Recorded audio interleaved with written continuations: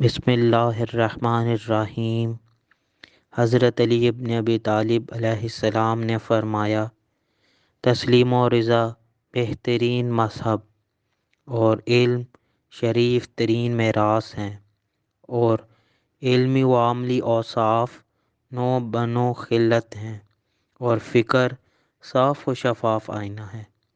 نہج البلاغہ حکمت نمبر 4۔ مصحب کہتے ہیں ہم نشین، ہم رفیق، اور اوصاف کہتے ہیں خوبیوں کو، نو بنو کہتے ہیں نئی شادی شدہ، خلت کہتے ہیں پوشاک کو۔ امام علی ابن ابی طالب said, acknowledgement is the best companion and knowledge is a noble heritage.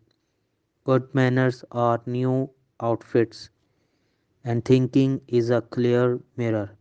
Nahj البلاغہ سیرمن 4۔